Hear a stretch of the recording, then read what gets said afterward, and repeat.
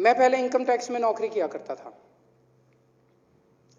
दिल में बहुत ज्यादा जज्बा था कि देश के लिए कुछ करना है। इनकम टैक्स की नौकरी छोड़ी। नौकरी छोड़ने के बाद मैं सुंदर नगरी की झुग्गियों में जाके काम करने लगा। हमारे राजेंद्र पाल गौतम वहां से एमएलए हैं। कई दिनों तक मैं झुग्गियों में रहा, खुद भी एक झुग्गी लेके मैं वहीं झुग्गियों में रहता था। मैं देखना चाहता था इस देश के गरीब का दर्द क्या है। वहां मैं देखता था कि धोबी के बच्चे, मोची के बच्चे, मजदूर के बच्चे, रिक्शे वाले के बच्चे सरकारी स्कूलों में जाया करते थे। मैं खुद भी सरकारी स्कूलों में घूमा। वहां पे बहुत बुरा हाल था सरकारी स्कूलों का। तो थोड़े दिन तो गरीब आदमी भेजता था अपने बच्चों को सरकारी स्कूल में, फिर लगता था यार इसने पढ़ना लिखना, पढ़ाई लिखाई तो है नहीं सरकारी स्कूल में, इसको काम पे ही लगा दो। वो ड्रॉप आउट रेशियो कहते थे बहुत हाई है, बहुत हाई है ड्रॉप आउट रेशियो, फिर वो उसको काम पे लगा देते थे। तब तो सोचा नहीं था, ऊपर वाले ने कुछ करिश्मा किया, तब सोचा नहीं था कि एक दिन मुख्यमंत्री बन जाएंगे। मुझे बेहद खुशी है कि भगवान ने हमें मौका दिया और आज दिल्ली के सारे सरकारी स्कूलों को ठीक करने का हम लोगों को मौका दिया।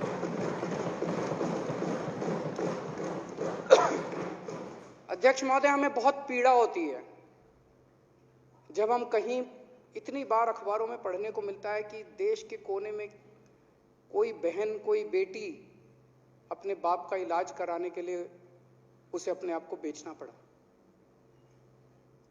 जब मैं झुग्गियों में रहता था, झुग्गियों में उनके साथ काम करता था, तो वहां जब बीमार हो जाते थे, बगल में जीटीबी अस्पताल था, उनको कईयों को मैं लेके जाया करता था जीटीबी अस्पताल में।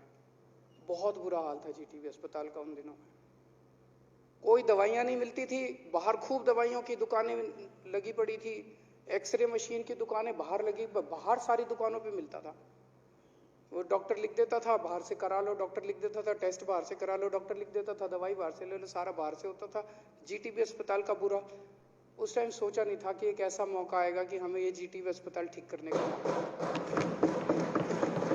आज दिल्ली के अंदर मुझे बेहद खुशी है, ये हमारी विचारधारा की वजह से, कि हमने दिल्ली में आज ऐसी व्यवस्था की है कि चाहे कोई गरीब हो, चाहे कोई अमीर हो, किसी को कोई भी बीमारी हो, कैसी भी बीमारी हो, एक तरफ तो हमने सारे सरकारी अस्पतालों को शानदार कर दिया, शानदार सरकारी अस्पताल हो गए। अब कई अमीर लोग भी अपना इलाज सरकारी अस्पतालों में कराते हैं। एक तरफ तो सरकारी अस्पताल अच्छे कर दिए, मोहल्ला क्लिनिक खोल दिए, खूब सारे सरकारी अस्पताल बन रहे हैं, अस्पतालों की कमी नहीं छोड़ी, पॉली क्लिनिक बन रहे हैं। और दूसरी तरफ सबका इलाज, सारा इलाज फ्री कर दिया, दवाइयां भी फ्री, टेस्ट भी फ्री। अब अध्यक्ष महोदय, मेरी किसी भी बहन को, किसी भी बेटी को अपने घर की गरीबी की वजह से किसी के बीमार का इलाज कराने के लिए अपने आप को बेचने की जरूरत नहीं पड़ेगी। अध्यक्ष महोदय, जब वहां काम किया करता था, हम देखते थे राशन खूब चोरी होता है, गरीबों को राशन नहीं मिलता। आरटीआई एक्ट पे हमने बहुत काम किया था, राइट टू इंफॉर्मेशन एक्ट पे।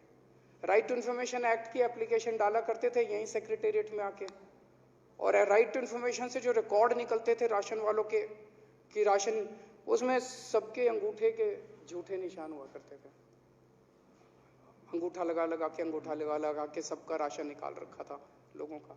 और जब लोगों से जाके पूछते थे, भाई तेरा अंगूठे का निशान है, कहता जी मैं तो राशन ही नहीं लेने गया, मेरे को तो मिला ही नहीं, दुकान तो खुली ही नहीं। तब से सोचते थे यार कैसे इसको राशन व्यवस्था को ठीक किया जाए। तो हमारे दिमाग में आए door step delivery of ration, हो सकता है राशन की चोरी रोकी जा सकती है। मुख्यमंत्री तो बन गया अध्यक्ष महोदय, आज तक इसको दिल्ली में लागू नहीं कर पाया, लेकिन ऊपर वाला है, एक खिड़की बंद करता है तो 10 खोल देता है। दिल्ली में ना से पंजाब में लागू करके दिखाया।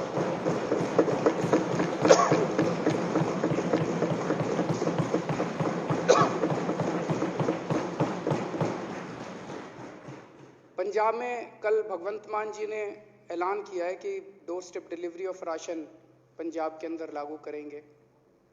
अध्यक्ष महोदय, 4 साल हो गए मेरे को जूते घिसते घिसते केंद्र सरकार के, सबके पैर पड़ा मैं, सबकी मिन्नतें मानी। मैंने कहा इसमें मेरा तो कोई इंटरेस्ट नहीं है, मैं तो चोरी बंद ही कर रहा हूं राशन की, मेरे को कर लेने तो डोर स्टेप डिलीवरी करने नहीं दिया इन लोगों ने। ये पहले हमारे मोहल्ला क्लिनिक रोके, 2 साल तक मोहल्ला क्लिनिक की फाइल लेके बैठ गए, किसी तरह से करा के ले आए।